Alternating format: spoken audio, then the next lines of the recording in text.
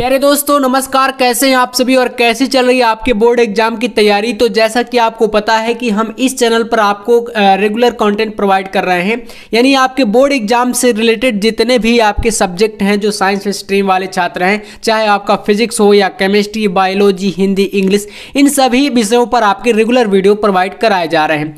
तो भाई आज का जो हमारा टॉपिक होने वाला है ये रहेगा आपका बायोलॉजी के ऊपर, यानी जितने भी छात्र क्लास 12 के हैं और बायोलॉजी का एग्जाम अगर आपको देना है तो ये वीडियो आपके लिए काफी ज्यादा महत्वपूर्ण होने वाला है। तो आज के इस वीडियो में जो आपका सीरीज हमारा चल रहा है 70 में 70 नंबर का, तो ये आपके लिए काफी ज्यादा इंपॉर्टेंट होने वाला है, क्योंकि आपको पता है कि जो हमारा फिजिक्स होता है, केमिस्ट्री और बायोलॉजी, इन तीनों सब्जेक्ट में हमारा 30 नंबर का रहता है भाई प्रैक्टिकल, है ना। 30 नंबर का हमारा चलता है प्रैक्टिकल और 70 नंबर का आपका क्या होता है, पेपर होता है। तो 70 में 70 का मतलब यहां पर ये मान के चलो कि आप 65 प्लस अंक जब स्कोर करो तब आपको ये जो टॉपिक है तभी आपके लिए जो है कह सकते हो प्रॉफिटेबल होने वाले हैं। तो चलिए, आपको जैसा कि पता है कि हमारा टाइम टेबल भी आ चुका है।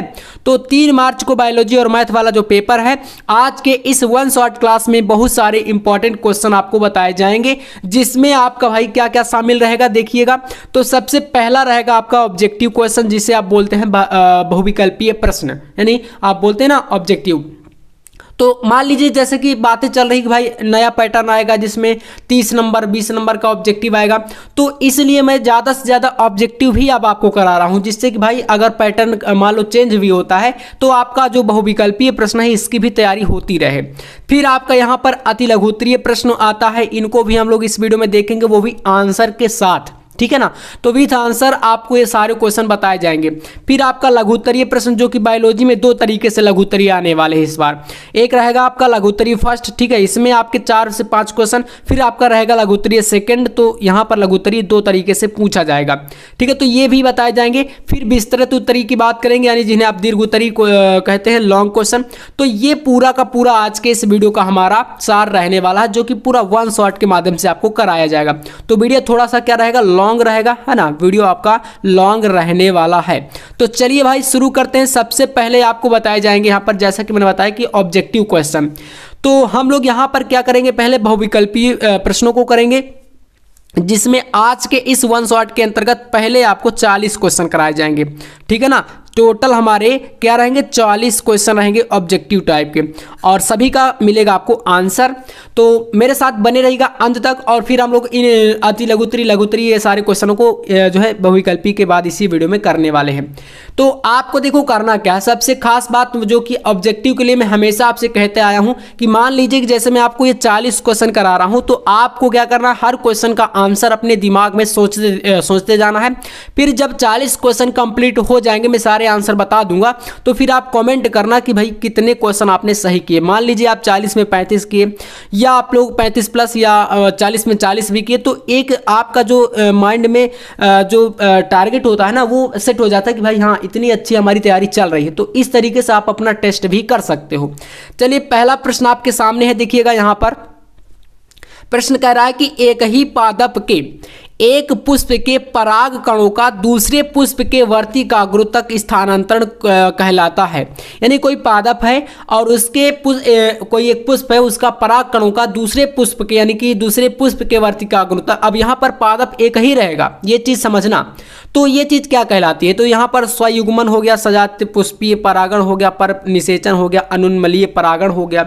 ऐसे विकल्प आपके दिए गए हैं, जिसमें आपको जो है राइट आंसर कौन सा हो जाएगा, तो यहाँ पर आपका सही होगा सजात पुष्पीय परागण। तो आपका जो ख नंबर ऑप्शन है ये बिल्कुल आपका सही हो जाएगा, पहले क्वेश्चन का विकल्प नंबर ख, ठीक है, इसको कर दीजिएगा।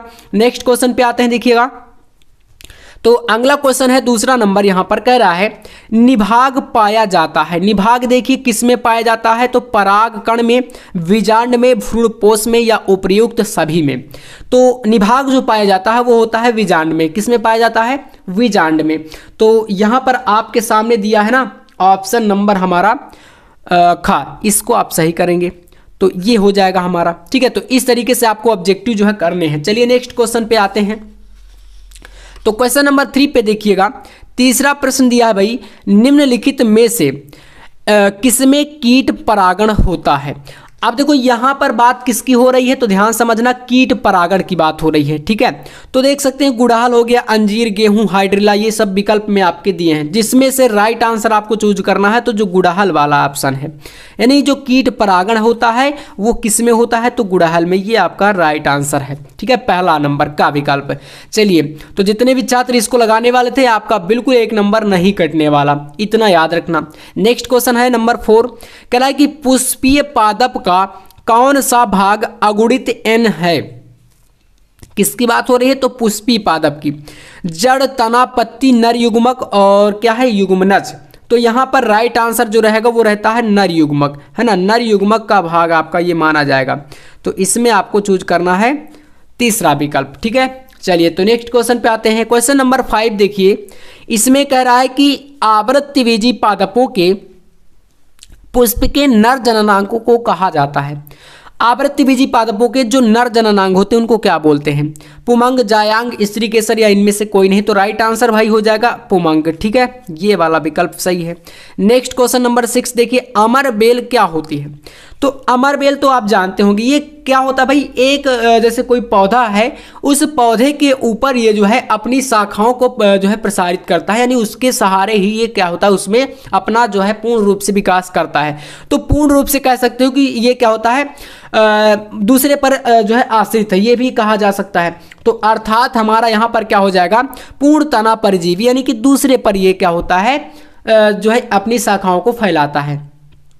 तो अमर बेल क्या होता है, पूर्ण तना परजीवी होता है। चलिए, परजीवी का मतलब दूसरे के ऊपर आश्रित होना, है ना। क्वेश्चन नंबर 7 देखिए, कह रहा है कि आवृत्तिबीजी पौधों का भ्रूण पोष होता है। द्विगुणित, एन गुणित, बहुगुणित, त्रिगुणित, जो भी है ऑप्शन देख सकते हैं आप लोग। राइट आंसर चूज करना है तो त्रिगुणित, इसको आप 3n ऐसे भी बोल सकते हो। तो ये वाला जो ऑप्शन है हमारा ग नंबर, ये बिल्कुल करेक्ट है। ठीक है, तो 7 क्वेश्चन हुए। क्वेश्चन नंबर 8 को देखेंगे हम लोग यहाँ से। तो क्वेश्चन नंबर देखो 8 दिया है भाई यहाँ पर, डबल फर्टिलाइजेशन यानी दोहरा निषेचन। डबल फर्टिलाइजेशन बताओ किस में होता है, आपके सामने शैवाल, कवक, अनावृत्तिबीजी पौधों यानी जिम्नोस्पर्म में, या आवृत्तिबीजी, इन्हें एंजियोस्पर्म बोलते हैं। तो डबल फर्टिलाइजेशन जो होता है वो होता है भाई आवृत्तिबीजी पौधों में, या बोलते हैं एंजियोस्पर्म इन्हें, है ना। तो ये वाला जो ऑप्शन हमारा बिल्कुल सही हो जाएगा। तो इसलिए आप लोग घ नंबर को सही कर देंगे यहाँ पर। ठीक है, क्वेश्चन नंबर 9 को देखेंगे हम लोग। तो 9वां प्रश्न यहाँ पर है देखो, और आपको ऐसे वीडियो अगर चाहिए रेगुलर, तो भाई चैनल को आप लोग अभी सब्सक्राइब कर लो, वरना बाद में आप भूल जाओगे। और मेरे कहने का मतलब ये है, मैं आपसे ये नहीं कह रहा हूँ कि आप करो ही सब्सक्राइब, लेकिन जब आपको यहाँ से पढ़ना अच्छा लगता हो और आपको लगता है कि कुछ हमें प्रॉफिट हो रहा है, कुछ अच्छी चीज़ें हमें मिल रही हैं, तब आप लोग कर सकते हो। क्योंकि यार सब्सक्राइब करने में क्या ही जाता है ना। जहाँ से हमें सीखने को मिले, हमें हमेशा जो है सपोर्ट करना चाहिए।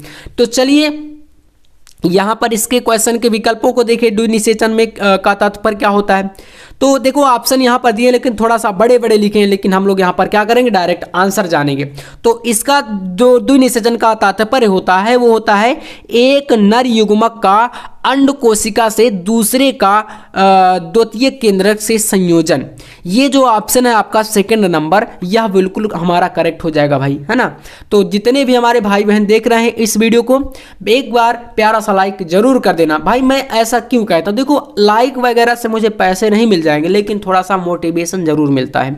मुझे लगता है कि जो हमारे भाई बहन देख रहे हैं ना, उनको थोड़ा सा अच्छा लगता है, तो इसीलिए उन्होंने लाइक किया होगा, इसलिए मैं ये चीज़ें जो है कहता रहता हूँ। बाकी आप लोग तो खुद ही समझदार हो। चलिए, तो यहाँ से 9 क्वेश्चन हुए। क्वेश्चन नंबर 10 देखिए, इसमें कह रहा है बीजांड यानी वाल्व का वह स्थान जहां बीजांड वृत्त जुड़ा होता है उसे क्या कहते हैं। तो देखो जो बीजांड का स्थान होता है, जहां पर बीजांड वृत्त जुड़ा होता है, उसको हम लोग नाभिका यानी हाइलम बोलते हैं। ठीक है, तो यहाँ पर ये वाला ऑप्शन सही है, ये सही हो जाएगा आपका ख नंबर। 11 देखिए क्वेश्चन नंबर को, कह रहा है कि निम्नलिखित में से किसका उद्भव भ्रूणीय मीजोडर्मल स्तर से हुआ है। तो किसका उद्भव, उद्भव का मतलब जानते हो, जन्म स्थान कह सकते हो। तो मस्तिष्क हो गया, फेफड़ा हो गया, रुधिर यानी रक्त हो गया और यकृत हो गया। तो किसका भाई उद्भव जो है भ्रूणीय मेजोडर्मल स्तर से हुआ है। तो यहाँ पर आपका जो रुधिर हो जाएगा वह राइट आंसर माना जाएगा इसमें। तो यहाँ पर रुधिर में ऑप्शन नंबर कौन सा दिया है, तीसरा वाला, ये वाला ऑप्शन सही है। तो आप तीसरा यानी ग नंबर विकल्प को सही कर दोगे। नेक्स्ट क्वेश्चन नंबर 12 को देखिएगा। एमनियोटिक द्रव की कोशिकाओं में निम्न में से किसकी उपस्थिति से भ्रूणीय शिशु का लिंग निर्धारण होता है, बताओ। जैसे कि बार पिंड हो गया है ना पहला, दूसरा लिंग गुणसूत्र, फिर क्या है क्यांजमेटा, फिर क्या है प्रतिजन। तो इसमें राइट आंसर जो हो जाएगा वह रहेगा आपका लिंग गुणसूत्र, ठीक है ना, लिंग गुणसूत्र। तो ये आपका सही है। क्वेश्चन फिर से पढ़ सकते हो। एमनियोटिक द्रव की कोशिकाओं में निम्न में से किसकी उपस्थिति से भ्रूणीय शिशु का लिंग निर्धारण होता है, तो लिंग गुणसूत्र की उपस्थिति से, ये वाला सही है हमारा, ठीक है ना। चलिए तो नेक्स्ट क्वेश्चन नंबर 13 को देखेंगे हम लोग यहाँ पर। इसमें भाई कह रहा है क्वेश्चन कि नर में द्वितीयक लैंगिक लक्षणों के लिए अनिवार्य हार्मोन क्या होता है। नर जानते हो मेल, तो मेल में जो द्वितीयक लैंगिक लक्षण होते हैं उनके लिए जो अनिवार्य हार्मोन होता है प्रोजेस्टेरॉन, टेस्टोस्टेरोन, रिलैक्सिन या एस्ट्रोजन। तो इनमें से हार्मोन्स के नाम तो आपने सुने होंगे। तो अगर नर की बात करें और मादा की बात करें तो ये भी दोनों में डिफरेंस होता है, अलग अलग होते हैं। तो भाई नर की बात कर रहा है तो फिर याद रखिएगा आपका जो टेस्टोस्टेरोन है ना, ये आपका सही हो जाएगा, ठीक है। ये होता है आपका ऑप्शन खा, ये राइट आंसर है। 14 नंबर क्वेश्चन देखो। आवर्त चक्र को नियंत्रित करने वाला हार्मोन्स, तो LH, FSH, progesterone, FSH, LH, वह दोनों, वह एस्ट्रोजन, ऐसे करके ऑप्शन दिए हैं। राइट आंसर ये वाला जो है आपका सही हो जाएगा। FSH, LH व एस्ट्रोजन, तो मतलब तीनों हैं। तो भाई अब यहाँ पर तीनों को हम एक को करेंगे तो वो गलत माना जाएगा, इसलिए ये वाला जो ऑप्शन है वो सही है। नेक्स्ट क्वेश्चन देख सकते हो यहाँ पर 15 नंबर। इसमें कह रहा है मोरूला एक विकासीय अवस्था है। तो मोरूला किसके लिए विकासीय अवस्था होती है। तो ऑप्शन यहाँ पर 3 देखो इसमें दिए है ना, जैसे पहला युग्मजन व कोरक पुटी के बीच की, कोरक पुटी व गैस्टुला के बीच, रोपण के बाद की, या चौथा ऑप्शन है रोपण व प्रसव के मध्य की। तो राइट आंसर पहला वाला जो है वो सही हो जाएगा। युग्मजन व कोरक पुटी के बीच की विकासीय अवस्था को हम लोग मोरूला बोलते हैं, तो ये वाला सही हो जाएगा। चलिए नेक्स्ट क्वेश्चन देखेंगे हम लोग यहाँ पर 16 नंबर क्वेश्चन में है निम्नांकित में से किसमें 23 गुणसूत्र होते हैं, बताओ। जैसे कि आपके सामने विकल्प दिए हैं तो आपको बताना है 23 गुणसूत्र किसमें होते हैं इनमें से। तो राइट आंसर यहाँ पर आपको जो द्वितीयक ओसाइट है ना, इसमें आपका 23 गुणसूत्र होता है। तो ग नंबर जो ऑप्शन है इसको आप कर देंगे राइट आंसर, ठीक है ना, तीसरा विकल्प सही है, द्वितीयक ओसाइट। 17 नंबर क्वेश्चन है 16 कोशिकीय अवस्था में भ्रूण कहलाती है। तो मोरूला, गैस्टुला, ब्लास्टुला या ब्लास्टोमियर, ऐसे ऑप्शन दिए हैं। तो राइट आंसर मोरूला जो है आपका यहां पर हो जाएगा, पहला नंबर 17 का नंबर विकल्प सही है आपका। 18 नंबर क्वेश्चन पे आएंगे हम लोग। 18 नंबर क्वेश्चन कह रहा है, देखिए कह रहा है ब्लास्टुला अवस्था में भ्रूण को सर्वप्रथम गर्भाशय से जोड़ने का कार्य निम्नांकित में से कौन सी झिल्ली करती है। यहां पर आपको इस झिल्ली का नाम बताना है। जैसे आपके सामने क्या है, एमनियन हो गया, अपरा या कोरियन हो गया, एलेंटायस हो गया या योग सैक हो गया। तो यहां पर राइट आंसर जो होगा वह हो जाएगा अपरा, ठीक है। अपरा जो होता है यह क्या करता है, ब्लास्टुला अवस्था में भ्रूण को सर्वप्रथम गर्भाशय से जोड़ता है। तो इसलिए आपको यहां पर अपरा जो है, और अपरा से भाई क्वेश्चन बायोलॉजी में बनते हैं, हमेशा क्वेश्चन बनता है इससे। भाई पूछते हैं कि अपरा क्या है, अपरा के कार्य बताओ, या किस प्रकार से माता और शिशु के बीच का संबंध जो है निर्धारित करता है, किस तरीके से पोषण प्रदान करता है, श्वसन कैसे देता है। तो आपका यहाँ पर 18 नंबर का हो जाएगा सेकंड ऑप्शन बिल्कुल राइट। नेक्स्ट क्वेश्चन पे आते हैं, हमारा दिया है क्वेश्चन नंबर 19, जिसमें कहा गया है कि नीचे दिए गए यौन संचारित रोगों में से उस रोग की पहचान करिए जो विशेष रूप से लैंगिक अंगों को ही प्रभावित नहीं करता। देखो नहीं शब्द आया है इसमें, तो कौन सा ऐसा रोग है आपको पहचानना है। जैसे सिफिलिस हो गया, आप उपदंश भी बोलते हैं, एड्स हो गया है ना, और सुजाक जिसे आप गोनोरिया भी बोल सकते हैं, लैंगिक मत्स्य।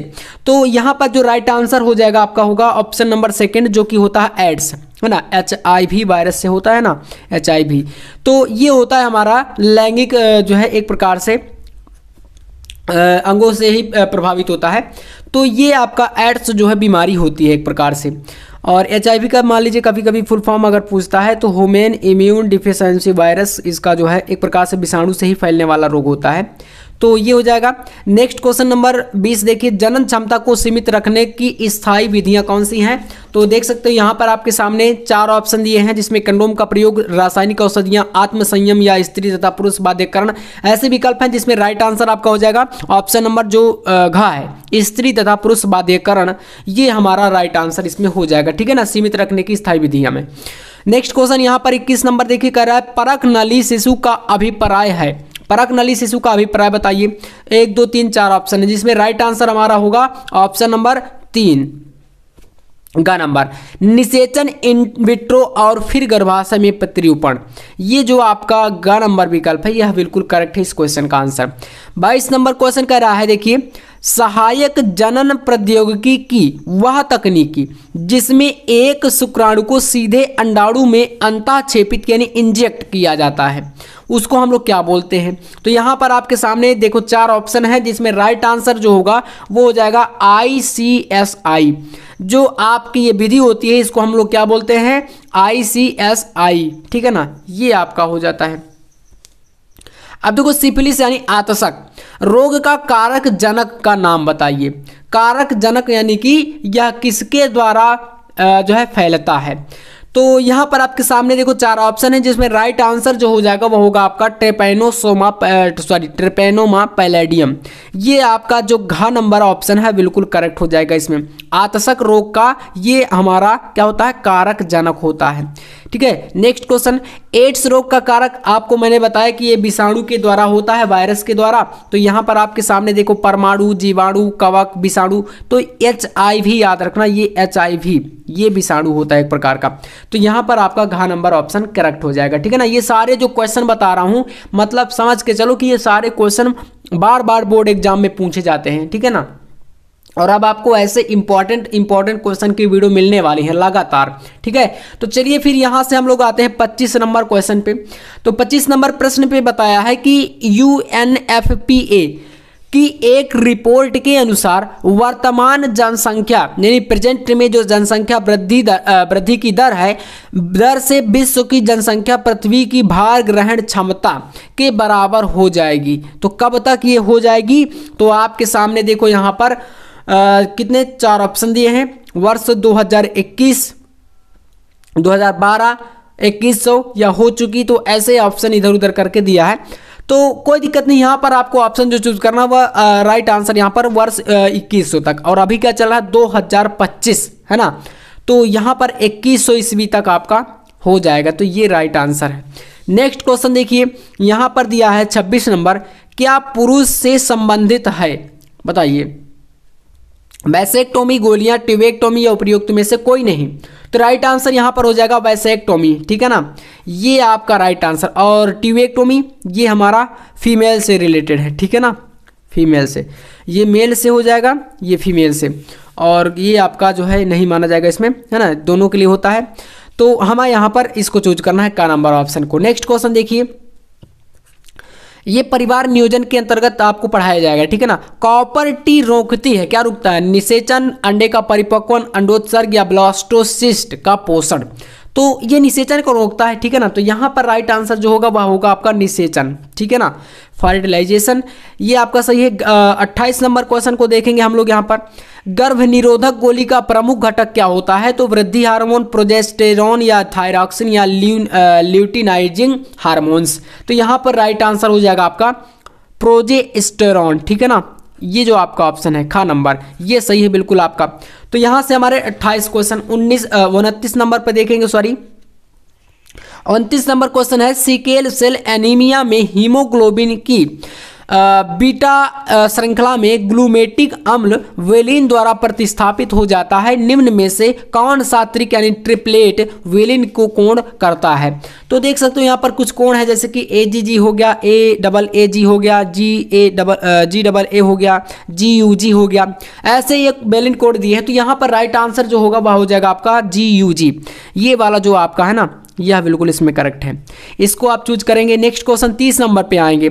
तो 30 नंबर क्वेश्चन है, देखो कह रहा है प्रभाविकता एवं पृथक्करण के नियम, ये प्रभाविता भी होता है ना, प्रभाविता, तो इसको आप काट सकते हो। प्रभाविता एवं पृथक्करण के नियमों का प्रतिपादन तो मेंडल ने किया था, है ना, तो यहाँ पर हाँ ये रहा आपका ऑप्शन नंबर जो हमारा घ है ये सही हो जाएगा आपका चौथा विकल्प। तो मेंडल ने 3 नियम दिए थे, ठीक है ना, और तीनों का हमने आपको पढ़ाया भी है, और 3 में से 2 नियम बोर्ड एग्जाम में ये जो है एक्सप्लेन करने के लिए आते हैं। ऑब्जेक्टिव में तो आने का चांस है ही, लेकिन ये लॉन्ग और शॉर्ट के अंतर्गत। तो इस प्रकार से आप यहाँ पर पता होगा आपको कि मेंडल ने कुल 3 नियम यहाँ पर बताए हैं।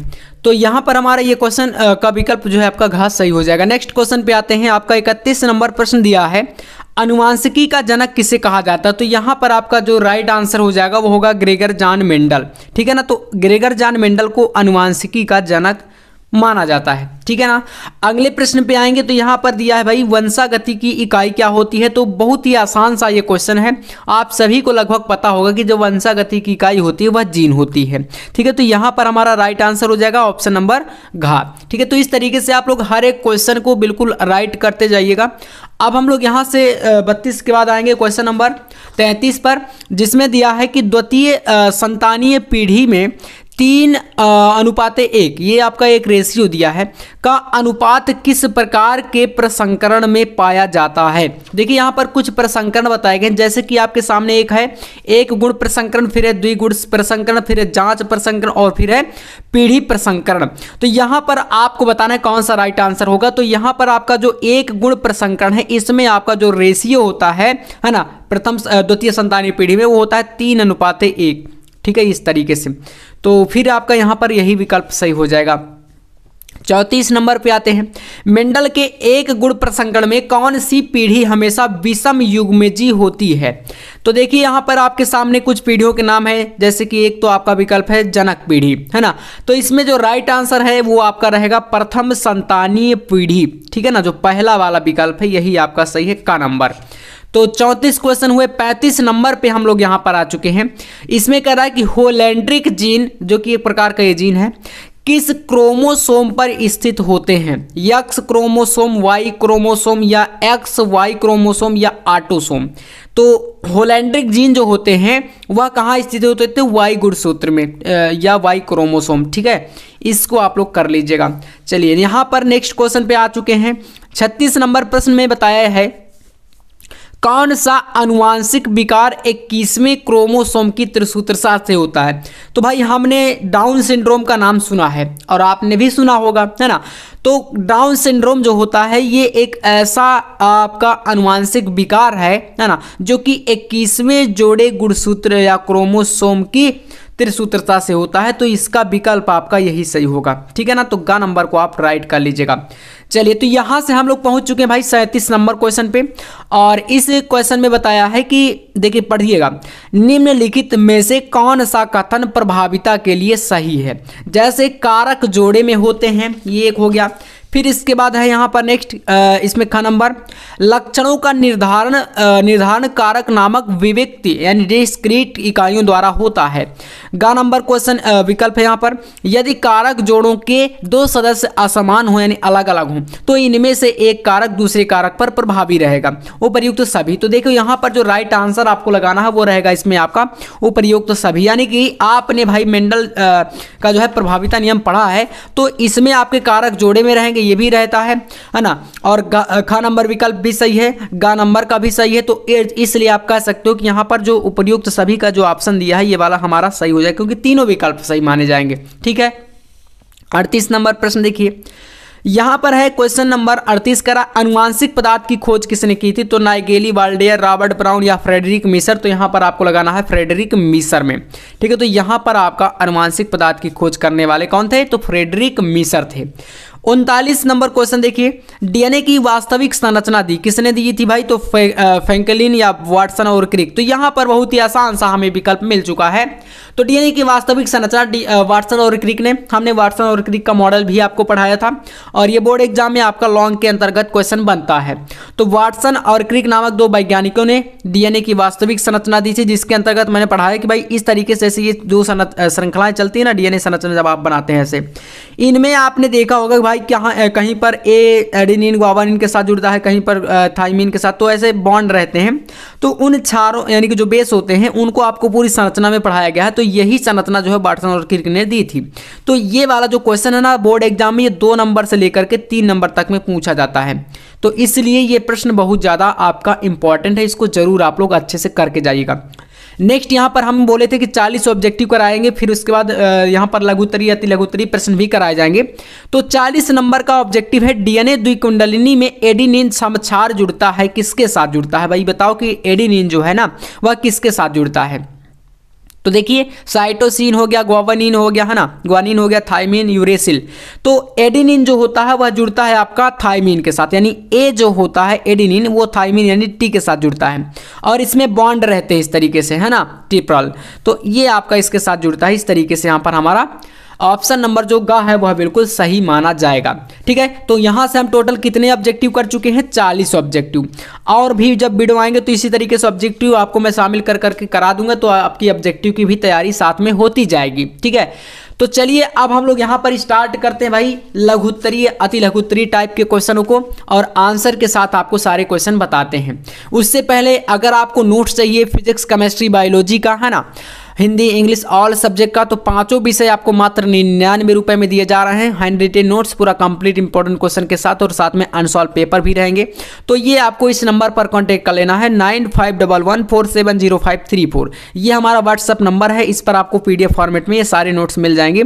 तो अगर आपको चाहिए तो इस नंबर पर कॉन्टैक्ट आप लोग कर सकते हैं, जो कि आपका इसका एक प्राइस है जो कि सीमित है ऑफर आपके लिए। तो 99 रुपये में आपको मिल जाएंगे सारे सब्जेक्ट। चलिए, तो यहाँ से हमारा देखिए ऑब्जेक्टिव खत्म हो चुका है। अब हम लोग बात करेंगे अति लघुत्तरीय प्रश्नों की, जो कि बोर्ड एग्जाम में ये अति लघुत्तरीय टाइप के प्रश्न जो होते हैं वो 1 नंबर के लिए पूछे जाते हैं। कितने नंबर के लिए? 1 मार्क्स का। तो चलिए भाई जानते हैं यहाँ पर पहला प्रश्न। ठीक है, बिल्कुल जो क्वेश्चन बताए जा रहे हैं ये पेपर के पैटर्न के अकॉर्डिंग रखे गए हैं, तो इसलिए आपको ध्यान से समझना है। पहला ही प्रश्न आपके सामने आ चुका है। देखो, डाउन सिंड्रोम विकार गुणसूत्र में के किस जोड़े पर असामान्यता के कारण होता है? तो मैंने अभी जस्ट आपको बताया कि 21वें जोड़े क्रोमोसोम यानी कि जो गुणसूत्र है उसकी विकार से उत्पन्न होता है इस प्रकार का। तो यहाँ पर देखो इसका आंसर दिया है, आपको थ्योरी में इतना समझाना पड़ेगा। डाउन सिंड्रोम तब होता है जब गुणसूत्र 21 की एक अतिरिक्त प्रति होती है। डाउन सिंड्रोम के इस रूप को ट्राइसोमी यानी 21 कहा जाता है, ट्राइसोमी भी बोलते हैं इसको। अतिरिक्त गुणसूत्र शरीर और मस्तिष्क के विकास के तरीके में समस्या पैदा करता है। डाउन सिंड्रोम जन्म दोषों के सबसे आम कारणों में से एक होता है। ठीक है, इस तरीके से ये एक प्रकार का क्या है, बीमारी होती है, विकार होता है। तो ये हमारा 1 नंबर के लिए इतना आपको आंसर लिखना पड़ेगा इस क्वेश्चन का। ठीक है, बहुत ज़्यादा इंपॉर्टेंट ये प्रश्न है, कह सकते हो। ठीक है ना, मोस्ट इंपॉर्टेंट क्वेश्चन ही ये इस वीडियो में लाए गए हैं। अगला प्रश्न यहाँ पर देखो आ चुका है बायोलॉजी का हमारा खा नंबर। कह रहा है कि स्त्रियों में यानी फीमेल्स में फीमेल द्वारा उपयोग किए जाने वाले किसी एक गर्भ निरोधक का नाम लिखिए। तो जैसे कि यहाँ पर इसमें आपके सामने है एक गर्भ निरोधक का आपको नाम बताना है। तो क्या है? Progestin only pills. ये एक क्या है, टैबलेट है। ठीक है ना, जो कि एक प्रकार से आपका इसमें यूज हो सकता है। तो यहाँ पर कहा गया आंसर में कि यह एक गर्भ निरोधक क्या है, दवा होती है, जो आपका क्या है यहाँ पर इससे क्या बनता है, तो डेसोग्रेस्ट्रेल, जो कि एक प्रकार से ये क्या है, जो दवाएं होती है, तो वो तो देखो आप खुद समझ भी नहीं पाओगे, ये तो सब डॉक्टर ही जानते हैं इन चीज़ों को, है ना। बाकी कुछ चीज़ें जो हैं देखो, स्थायी विधि और अस्थायी विधि आपको परिवार नियोजन में पढ़ाया गया होगा, और अगर नहीं पढ़े हैं तो इससे क्वेश्चन आता है। तो कहीं ना कहीं ये आपका एक गोली ही कह सकते हो या टैबलेट है। बाकी अगर उस तरीके से यूज किया जाए तो आप यहाँ पर कंडोम भी जानते होगे, तो इसका भी यूज होता है। बाकी आप यहाँ पर इसको ही समझा दोगे, तो कोई एक ही बताना है तो आप इसको बता सकते हो, है ना। तो इसका आंसर आपको यहाँ तक लिख देना है। ये आपको एक नंबर का प्रश्न जो है देखने को मिलेगा। ठीक है, फिर कह रहा है आरएनए में बताइए, आरएनए जो होता है कौन सी शर्करा इसमें पाई जाती है? तो भाई आपको पता है राइबोज शर्करा होती है ना, राइबोज न्यूक्लिक अम्ल जो है इसका फुल फॉर्म होता है आरएनए का। तो ये आपका राइबोज शर्करा इसमें पाया जाता है, जो ये आपका इसका जो है आंसर हो जाएगा। नेक्स्ट क्वेश्चन यहाँ पर घ नंबर है, कह रहा है कि नर युग्मकोद्भिद का विकास पुष्प के किस अंग में होता है? कौन से अंग में होता है नर युग्मकोद्भिद का विकास? तो देखिएगा इसका आंसर यहाँ पर, नर युग्मकोद्भिद का विकास पुष्प के पुंकेसर के पराग कोश में होता है। ठीक है, कहाँ पर? पुंकेसर के पराग कोश में। तो आप लोग समझ गए ना, यहाँ पर ये पॉइंट है। देखिए इतना बड़ा थ्योरी है लेकिन आंसर क्या है, एक मेन पॉइंट ही रहता है। इसलिए जितने भी बायोलॉजी के आज के इस वीडियो में क्वेश्चन बताए जाएंगे, सारे क्वेश्चनों को तैयार करना है आपको। पराग कोश के अंदर परागकण होते हैं जो नर युग्मक में होते हैं, ठीक है। अगला प्रश्न यहाँ पर कह रहा है कि नर जनन कोशिकाएं किस प्रकार के विभाजन के पश्चात शुक्राणुओं का निर्माण करती हैं। तो ये अर्धसूत्री विभाजन इसका आंसर है। क्या है? अर्धसूत्री विभाजन, ठीक है ना। तो टोटल यहाँ से 5 क्वेश्चन आपके अंगा नंबर तक ये हमारे हो चुके अति लघुत्तरीय टाइप के, जो कि मैंने बताया कि एक एक नंबर पे जो क्वेश्चन आते हैं उनको हम अति लघुत्तरीय बोलते हैं, ठीक है। अब मैंने बताया था पेपर जब मैंने ये क्वेश्चन कराने स्टार्ट किए थे हम वीडियो के पहले ही, कि भाई लघुत्तरीय प्रश्न जो होते हैं वो 2 प्रकार से आते हैं। एक रहेगा लघुत्तरीय प्रश्न फर्स्ट टाइप का, है ना, जो कि 2 नंबर का रहेगा, और एक रहेगा आपका लघुत्तरीय सेकेंड टाइप का, है ना, इस तरीके से। तो 2 प्रकार से पूछते हैं। चलिए तो लघुत्तरीय फर्स्ट टाइप में क्वेश्चन कैसे आएगा जानिए आप लोग। पहला प्रश्न तीसरे के अंतर्गत, ठीक है, कह रहा है कि पीयूष ग्रंथि के 2 कार्य बताइए। कितने कार्य बताने हैं? कोई 2 कार्य। आपको पता है भाई पीयूष ग्रंथि मस्तिष्क के अंतर्गत होती है, अंदर होती है, ठीक है ना।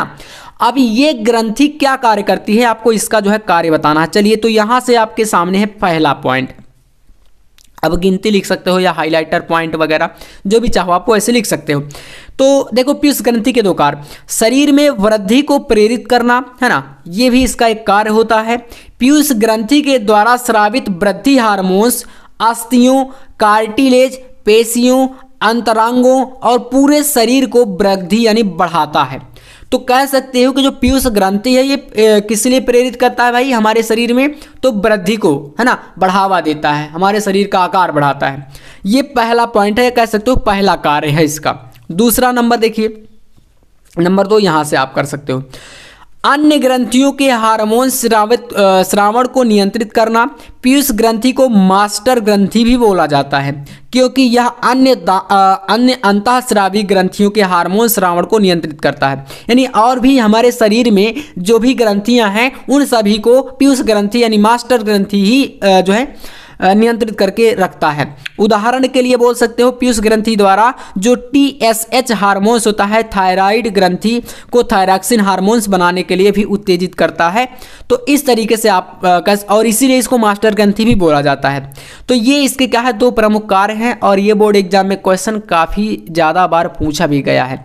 तो आई होप आप लोग ये क्वेश्चन का आंसर समझ गए होंगे। चलिए तो नेक्स्ट क्वेश्चन पे आते हैं हम लोग। पर निषेचन को परिभाषित कीजिए। आपने निषेचन सुना होगा, ठीक है ना, निषेचन आपने सुना है भाई। अब आपने पर निषेचन हो सकता है ना भी सुना हो। तो चलिए फिर पर निषेचन के बारे में जानते हैं आखिरकार क्या होता है पर निषेचन।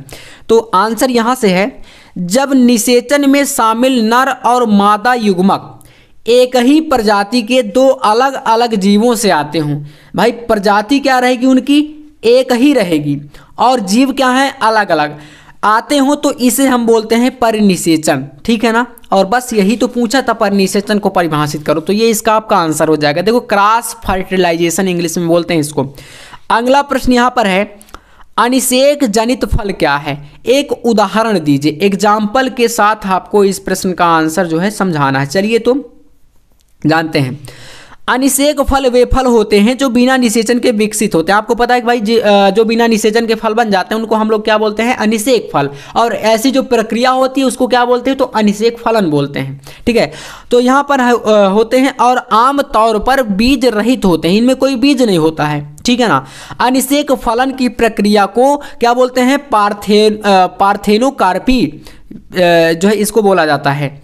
अनिषेक फलन के कुछ उदाहरण हैं, जैसे केला हो गया, है ना, नाशपाती हो गया और अंगूर हो गया, क्योंकि आप इनमें देखोगे कोई बीज नहीं रहता है ना, अंगूर में, है ना, नाशपाती, केला, ये सब। पपीते में तो रहते हैं बीज, अमरूद में भी रहते हैं। तो इस तरीके से ये क्या है, इसके कुछ उदाहरण है आपके, ठीक है। तो इनको आप लोग कर सकते हो आप ग नंबर का आंसर, ठीक है। इसके बाद अगला क्वेश्चन आपके सामने आता है घ नंबर। उन्नायक के किन्हीं 2 कार्यों को बताइए या कार्यों का वर्णन करिए। उन्नायक बायोलॉजी के अनुसार देखो, उन्नायक आपने सुना होगा कई सारे वर्डों में। तो उन्नायक यानी या प्रोमोटर भी इसको बोलते हैं, प्रमोटर।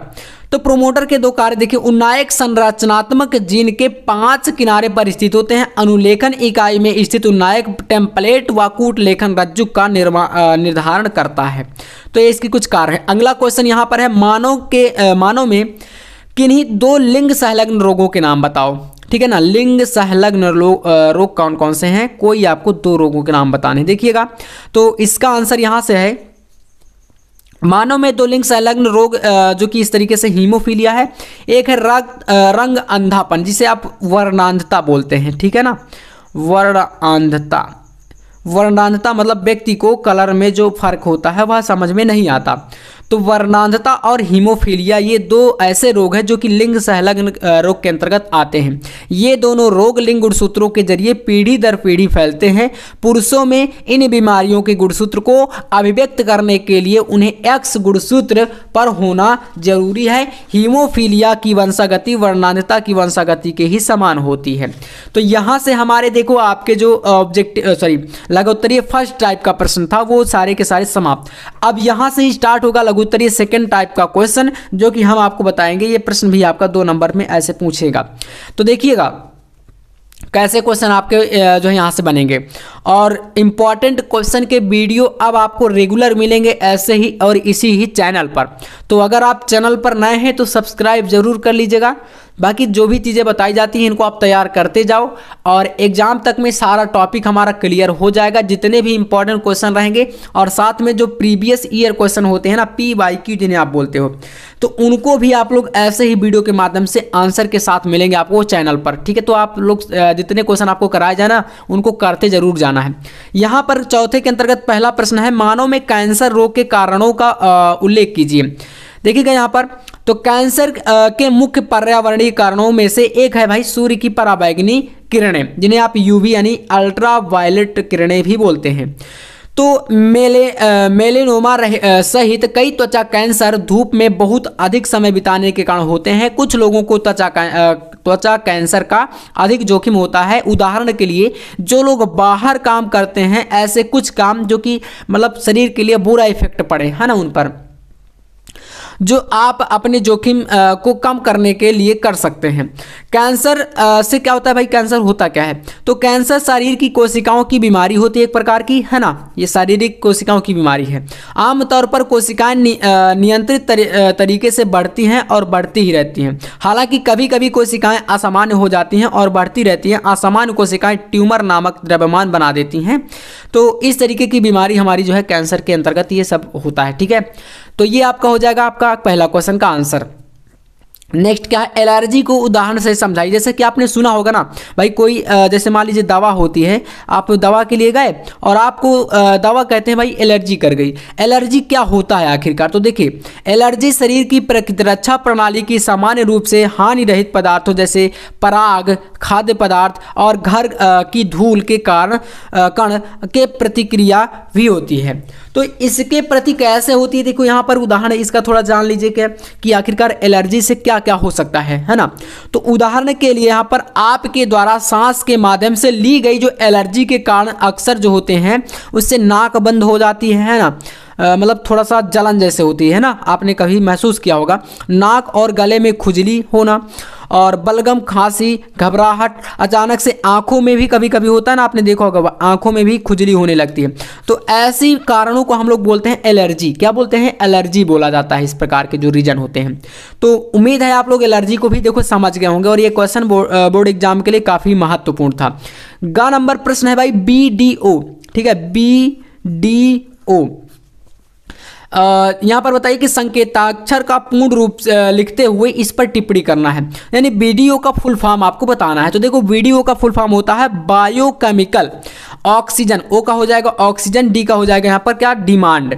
तो बायोकेमिकल ऑक्सीजन डिमांड जो होता है इसका फुल फॉर्म है या इसका मतलब होता है। अब देखो यहाँ पर BDO का मतलब क्या है। अब आपने सुना होगा वीडियो एक इस तरीके से होता है, तो उसका अलग होता है, वो आपका वीडियो यानी विलेज डेवलपमेंट ऑफिसर के लिए होता है। तो इसको नहीं, आप ये BDO है वो VDO है। तो इसका मतलब होता है पानी में मौजूद कार्बनिक पदार्थों को तोड़ने के लिए जरूरी ऑक्सीजन की मात्रा BDO यानी बायोकेमिकल ऑक्सीजन डिमांड। जल में मौजूद कार्बनिक कचरे को विघटित करने के लिए बैक्टीरिया द्वारा जरूरी घुलित ऑक्सीजन की मात्रा BDO से जुड़ी रहती है। अब इसमें क्या क्या पॉइंट है आपको, तो यहाँ पर टिप्पणी तो हमने कर दिया, थोड़ा सा पॉइंटों को समझ लीजिए। जैसे कि पहला पॉइंट, BDO प्रदूषित पानी का संसूचक होता है। क्या होता है? प्रदूषित पानी का संसूचक होता है। सेकंड है है वीडियो का उच्च मान जो होता है वह जल की कम घुलित ऑक्सीजन सामग्री और ज़्यादा जल प्रदूषण को दर्शाता है। नेक्स्ट पॉइंट है भाई, वीडियो नदियों और नालों में घुली ऑक्सीजन की मात्रा को सीधे प्रभावित करता है। तो ये 3 जो हैं आपके मोस्ट इंपॉर्टेंट पॉइंट है मेरे प्यारे दोस्तों, इनको जरूर आप लोग कर लीजिएगा, ठीक है। ये कंप्लीट हुआ आपका पूरा क्वेश्चन का आंसर। अगला क्वेश्चन देखिए, कह रहा है उत्पादकता पर टिप्पणी करिए। उत्पादकता पर टिप्पणी, देखो उत्पादकता अपने एक तरीके से प्रोडक्ट का जो होता है उत्पाद वो अलग चीज है, बायोलॉजी में जो उत्पादकता है वो थोड़ा सा अलग हो जाता है। तो कैसे, जीव विज्ञान की भाषा में देखिए, जीव विज्ञान में उत्पादकता का मतलब होता है किसी की क्षेत्र में मौजूद सभी जीवित जीवों के वजन में वृद्धि, इसे बायोमास में वृद्धि के रूप में मापा जाता है। बायोमास को ग्राम या मीट्रिक टन में भी मापा जाता है, ठीक है। अब देखिए यहाँ पर पारिस्थितिकी तंत्र से संबंधित, पारिस्थितिकी में उत्पादकता का मतलब किसी पारिस्थितिकी तंत्र में बायोमास की पीढ़ी दर पीढ़ी या एक पीढ़ी से दूसरी पीढ़ी आप बोल सकते हो, पीढ़ी की दर, है ना। इसे आमतौर पर प्रति इकाई समय में प्रति आयतन द्रव्यमान की इकाइयों में मापा जाता है। पारिस्थितिकी तंत्र की उत्पादकता को प्रभावित करने वाले कुछ कारक ये हैं जो कि आप समझ सकते हो यहाँ पर, जैसे पोषक तत्वों की उपलब्धता, ये फर्स्ट पॉइंट है ना, फर्स्ट पॉइंट है। सेकंड आपका हो जाता है तापमान, थर्ड है पानी की उपलब्धता, ठीक है ना। पारिस्थितिकी तंत्र से कुछ जुड़ी बातें हैं जैसे कि पौधों जैसे ऑटोट्रॉफ्स की उत्पादकता को प्राथमिक उत्पादकता कहते हैं। जानवरों जैसे हेटेरोट्रॉफ्स की उत्पादकता को द्वितीयक उत्पादकता कहते हैं। तो उत्पादकता से रिलेटेड जितना भी टॉपिक था हमने पूरा आपके सामने रख दिया है और इससे ज़्यादा बोर्ड एग्जाम में क्वेश्चन नहीं बनेगा इस टॉपिक पर, ठीक है। इसके बाद अगला जो हमारा यहाँ पर है 5वां प्रश्न। 5वें में का नंबर दिया है न्यूक्लियोटाइड के विभिन्न घटकों का संक्षेप में वर्णन करिए। तो न्यूक्लियोटाइड के देखो प्रमुख घटक कौन कौन से हैं, जैसे नाइट्रोजन हो गया ना बेस, और पेंटोस हो गया, एक या अधिक फास्फेट समूह हो गया। न्यूक्लियोटाइड न्यूक्लिक एसिड यानी डीएनए और आरएनए के निर्माण खंड होते हैं और ये कार्बनिक अणु होते हैं। न्यूक्लियोटाइड के बारे में जैसे कि पहला पॉइंट है नाइट्रोजन बेस प्यूरिन और पिरिमिडिन बेस भी इसको बोलते हैं। नाम के 2 मूल हेट्रोसाइक्लिक यौगिक से बनते हैं। और इसके बाद न्यूक्लियोटाइड के बारे में दूसरा पॉइंट यहाँ पर जानिए। तो सेकंड पॉइंट है यहाँ पर न्यूक्लियोटाइड का, डीएनए में पाए जाने वाले नाइट्रोजन बेस ये हैं जैसे कि एडेनिन ए हो गया, साइटोसिन सी हो गया, गुवानिन जी हो गया, है ना, थाइमिन टी हो गया। ये कुछ क्षार होते हैं जो कि नाइट्रोजनी बेस होते हैं, डीएनए में पाए जाते हैं, ठीक है ना। और जब डीएनए की संरचना जो मैंने आपको बताया ना, डीएनए का वाटसन और क्रिक मॉडल, तो वहाँ पर ये सारी चीज़ें आपको देखने को मिलेंगी। तीसरा पॉइंट है आरएनए में पाए जाने वाले नाइट्रोजन बेस जैसे कि एडेनिन हो गया, है ना, यूरेसिल हो गया, साइटोसिन हो गया, ग्वानिन हो गया। अब इन दोनों में फर्क देखो क्या आपको दिख रहा है, तो बोलेंगे यहाँ पर इसमें यूरेसिल है, और अगर आप इसमें देखो तो डीएनए में, तो डीएनए में यूरेसिल नहीं है, ठीक है, डीएनए में यूरेसिल नहीं है, आरएनए में क्या भाई यूरेसिल है। इतना आपका यहाँ पर डिफरेंस है इसमें। चलिए, डीएनए में पेंटोस डीऑक्सीराइबोज होता है जबकि आरएनए में पेंटोस राइबोज होता है, ठीक है, इतना ये डिफरेंस है। न्यूक्लियोटाइड न्यूक्लियोसाइड का फास्फेट एस्टर होता है। अगला क्वेश्चन है संक्रामक रोग पर टिप्पणी। संक्रामक रोग, चलिए तो क्या होते हैं संक्रामक रोग। तो देखो संक्रामक रोगों के कई प्रकार होते हैं, जैसे बैक्टीरियल हो गया, वायरल हो गया, फंगल हो गया, है ना। अब देखिए संक्रामक रोगों के कुछ उदाहरण, टीबी, निमोनिया, काली खांसी, डिफ्थीरिया, मेनिनजाइटिस, एंथ्रेक्स, सामान्य सर्दी, फ्लू, खसरा, कंठमाला, रुबेला, चिकन पॉक्स, है ना, पॉक्स, एस्परगिलियोसिस और क्रिप्टोकॉन्सिस, ठीक है। तो इस तरीके के कुछ वर्ड हैं बायोलॉजी में जो कि यहाँ पर ये क्या होता है भाई, संक्रामक रोग हैं, है ना, क्या है भाई, संक्रामक रोग हैं इतने सारे। अब संक्रामक रोगों के बारे में थोड़ा सा यहाँ पर अवेयरनेस के बारे में जानिए। पहला पॉइंट, संक्रामक रोगों से बचने के लिए बार बार साबुन और पानी से हाथ धोना चाहिए।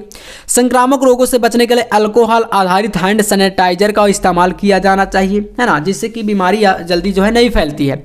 साफ सफाई मेन चीज यही है, रख रखाव जो है बचाव के उपाय। संक्रामक रोगों से बचने के लिए मांस, अंडे और अन्य चीज़ों को अच्छी तरह पकाना चाहिए, ठीक है, पकाकर खाना चाहिए जिससे कि वो वायरस जो है, जीवाणु जो होते हैं नष्ट हो जाएं। अब इसके बाद यहाँ पर संक्रामक रोगों से बचने के लिए खराब खाना नहीं खाना चाहिए। ये कुछ पॉइंट हैं। अगला क्वेश्चन है समजातता क्या है, उदाहरण दीजिए। तो जीव विज्ञान में 2 या अधिक वर्ग को, है ना, में संरचनात्मक समानता या जीन की समानता यह दर्शाती है कि उन प्राणियों के वंशज समान थे। इसी गुण को समजातता कहते हैं। उदाहरण के लिए कशेरुकों के अग्रपादों में बहुत समानता दिखती है। चमगादड़ और चिड़ियों के पंख, प्राइमेटों की भुजाएं, व्हेल के आगे वाले फ्लिपर मछली जो होती है और तथा 4 पैर वाले कोशिकीय अगले पैर की संरचना बहुत कुछ मिलती जुलती है और यह दर्शाती है कि उन सभी के पूर्वज कभी चतुष्पाद संरचना वाले थे। जैसे कि आप इस डायग्राम में देख सकते हो, ये ह्यूमन का हो गया, मानव के लिए, ठीक है ना। अब इसी संरचना से मिलता जुलता देखो डॉग यानी कुत्ते का जो पैर होता है ना, पैर या हाथ जो भी बोले आप लोग, क्योंकि सभी तो समान रहते हैं, उनका ये हो गया। बर्ड यानी जो चिड़िया होती हैं, है ना, चिड़ियों के देख लो आप लोग यहाँ पर, इनका लगभग समान है। यहाँ पर आपको डिफरेंस देखने को मिल रहा होगा थोड़ा थोड़ा सा, है ना, इसमें देख लीजिए। और ये क्या हो गया भाई आपका व्हेल यानी मछली के जो पंख होते हैं ना साइड में जैसे तैरती है, तो बस देखो लगभग क्या है भाई समान। तो समझाता आपका यही जो है एक एग्जाम्पल के तौर पर आप समझ सकते हो। अगला प्रश्न यहां पर आता है भाई घ नंबर, अंतः गर्भाशय वीर्य सेचन तकनीकी से आप क्या समझते हैं? तकनीकी का उपयोग किन परिस्थितियों में किया जाता है? देखिए आंसर इसका, अंतः गर्भाशय युक्ति इसको बोलते हैं इंट्रा यूट्राइन डिवाइस, या इसको IUD भी बोलते हैं, इसका फुल फॉर्म है ये। गर्भधारण को रोकने वाला एक उपकरण है। यह छोटा अक्सर टी आकार का होता है जिसे महिला गर्भाशय में डाला जाता है। ये युक्तियां डॉक्टर या अनुभवी नर्सों द्वारा योनि मार्ग में गर्भाशय में लगाई जाती है। इस प्रकार से ये आपका हो जाता है पूरा, ठीक है। अगला क्वेश्चन नंबर 6 यहाँ से आता है और इसका का नंबर का क्वेश्चन कह रहा है आपके सामने कि भाई वंशागति के क्रोमोसोम सिद्धांत का वर्णन करिए। चलिए तो इसको हम लोग समझते हैं अच्छे तरीके से। वंशागति का क्रोमोसोमवाद, देखिए तो गुणसूत्रों के बारे में पहला, वंशागति का क्रोमोसोमवाद आनुवांशिकी का एक मूलभूत सिद्धांत है, फर्स्ट पॉइंट। सेकंड पॉइंट यहां से आता है, इस सिद्धांत के मुताबिक गुणसूत्र आनुवांशिक सूचनाओं के वाहक होते हैं, ठीक है ना। नेक्स्ट थर्ड पॉइंट यहां पर है, गुणसूत्रों में मेंडेलियन कारक या जीन होते हैं, ठीक है ना, मेंडेलियन कारक या जीन होते हैं। फोर्थ नंबर पॉइंट है यहां पर, गुणसूत्र विसंयोजित और स्वतंत्र रूप से अपव्यूहित होकर एक पीढ़ी से दूसरी पीढ़ी में जाते हैं। नंबर 5 पॉइंट है, गुणसूत्र रेखीय संरचनाएं होती हैं गुणसूत्र में, और जिनमें विशिष्ट स्थलों पर स्थित जीन होते हैं जिन्हें लोकी कहा जाता है। क्या बोलते हैं इनको? लोकी। तो इस तरीके से ये कुछ पॉइंट है। अगला पॉइंट, गुणसूत्रों की खोज जर्मन जीव विज्ञानी वाल्थर फ्लेमिंग ने की थी, है ना। ये कभी कभी ऑब्जेक्टिव में मान लीजिए पूछ लेता है ऐसे क्वेश्चनों को, तो याद रखिएगा आप लोग। गुणसूत्र शब्द W वाल्डेयर ने 1888 में इसको बनाया था। और वंशागति का क्रोमोसोमवाद वाल्डेयर तथा सटन और थियोडोर बावेरी ने 1902 में दिया था, ठीक है ना। तो ये भी एक कह सकते हो इंपॉर्टेंट पॉइंट है आपके लिए। चलिए अब इसके बाद यहाँ पर अगला पॉइंट हम देखते हैं। नेक्स्ट क्वेश्चन यहाँ पर आपके सामने है, मानव कल्याण में जैव प्रौद्योगिकी के महत्व का वर्णन कीजिए। तो चलिए मानव कल्याण में जैव प्रौद्योगिकी क्या होती है? तो मानव कल्याण में जैव प्रौद्योगिकी का महत्व कुछ इस प्रकार से है, जैसे कि जैव प्रौद्योगिकी से कई तरह के उत्पाद और सेवाएं बनती हैं। इनसे मानव जीवन बेहतर होता है और जीवन काल बढ़ता है। तो देखो पॉइंट जैसे कि हो गए, पॉइंट वाइज सारे क्वेश्चन का आंसर लिखना होगा आपको। जैव प्रौद्योगिकी से मानव स्वास्थ्य और कल्याण से जुड़ी चुनौतियों का समाधान होता है, ठीक है। जैव प्रौद्योगिकी से खाद्य उत्पादों में पोषक तत्वों की मात्रा बढ़ती है। नेक्स्ट है, जैव प्रौद्योगिकी से फसलों की पैदावार बढ़ती है और वे कठोर मौसम में ज़्यादा प्रतिरोधी होती हैं। अगला पॉइंट, जैव प्रौद्योगिकी से प्रदूषण नियंत्रण में मदद मिलती है। नेक्स्ट, जैव प्रौद्योगिकी से आपराधिक मामलों का पता लगाने में मदद मिलती है, ठीक है ना। तो इस तरीके से ये क्वेश्चन का आंसर हो गया। अगला क्वेश्चन देखिए, घ नंबर, जैव प्रौद्योगिकी को सह विलुप्तता कैसे क्षति पहुंचाती है, उदाहरण सहित वर्णन। तो देखिए जैव विविधता का मतलब एक क्षेत्र में पाए जाने वाले सभी तरह के जीवन जैसे जानवरों, पौधों, कवक और यहाँ तक कि बैक्टीरिया जैसे सूक्ष्म जीवों की विविधता जो हमारी प्राकृतिक दुनिया को बनाते हैं। सह विलुप्तता शब्द आया भाई, सह विलुप्तता क्या होती है? तो देखो एक जाति के विलुप्त होने से उस पर आधारित दूसरी जंतु व पादप प्रजातियां भी विलुप्त होने लगती हैं। उदाहरण के लिए परपोषी, मत्स्य से जाति विलुप्त होती हैं। जो कि दूसरे पर आश्रित हो, भाई उसको भोजन नहीं मिलेगा तो वो कहीं ना कहीं विलुप्त ही तो होगा। ऐसे ही आपका ये सहविलुप्तता है, ठीक है ना। नेक्स्ट घ नंबर देखिए, प्रतिजैविक के उत्पादन में कवक प्रजातियों के महत्व पर उदाहरण से प्रकाश डालिए। तो प्रतिजैविक उत्पादन के लिए यहाँ पर कुछ महत्व, जैसे पेनिसिलिन प्रतिजैविक है, पेनिसिलिनियम नोटेटम और पेनिसिलियम क्राइसोजीनम कवक से बनता है। रेमाइसिन प्रतिजैविक म्यूकर रेमिनियस कवक से बनता है। और इसके बाद है कंपेस्ट्रिन प्रतिजैविक सैलियोटा कंपेस्टिस कवक से बनता है। और प्रोलोफेरिन प्रतिजैविक एलर्जिलस प्रोलोफेरेंस कवक से बनता है। तो ये कुछ प्रतिजैविक है जो कि बताया गया है यहाँ पर इनके बारे में। अगला क्वेश्चन देखिए, यहाँ पर क्वेश्चन नंबर 6 का आपके सामने यहाँ पर जो कि बना है, और इस यहाँ से कह सकते हो ये जो है ये इसका आंसर है। और ये आपका दीर्घोत्तरी प्रश्न रहेगा। दीर्घोत्तरी तो आपको पता है 5 नंबर में ये क्वेश्चन आता है। जैसे कि क्वेश्चन नंबर 7 है, एक तंत्र के विभिन्न घटकों का वर्णन और अथवा में क्वेश्चन है यहाँ पर पारिस्थितिक तंत्र में ऊर्जा प्रवाह का सचित्र वर्णन। 8वां क्वेश्चन है, क्रोमोसोमीय विपतन से आप क्या समझते हैं, किन्हीं 2 विपतन का वर्णन करिए। 8वां में प्रश्न है इसी के हार्डी वेनबर्ग सिद्धांत, इसको मैंने कराया है आपको एक वीडियो में बायोलॉजी का, तो ये क्वेश्चन काफ़ी इंपॉर्टेंट है, ठीक है ना। क्वेश्चन नंबर 9, डीएनए एक अनुवांशिक पदार्थ है। हर्शे और चेज का प्रयोग मैंने पढ़ाया था ना, वही आपका यहाँ पर है, हर्शे और चेज। तो इनको कैसे प्रूव किया था उन्होंने कि डीएनए अनुवांशिक पदार्थ है, वो आपको बताया गया। तो सिद्ध करने में आपको यही बताना पड़ेगा, हर्शे और चेज का प्रयोग, ठीक है ना। चलिए, अथवा में इसी के भाई निम्नलिखित पर संक्षिप्त वर्णन, जैसे कि डीएनए बहुरूपता हो गया और जैव सूचना विज्ञान हो गया।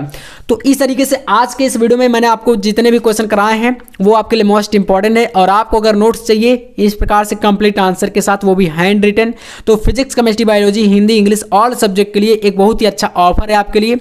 आप इस नंबर पर कॉन्टैक्ट कर सकते हैं 9511470534, और इस पर कॉन्टैक्ट करके 99 रुपये में ऑल सब्जेक्ट का कंप्लीट नोट्स आपको प्रोवाइड कराया जाएगा with answer important question unsolved paper के साथ। तो चलिए, वीडियो अच्छा लगा हो तो लाइक कर देना। मिलता है नेक्स्ट वीडियो में नेक्स्ट टॉपिक के साथ, तब तक के लिए जय हिंद, वंदे मातरम।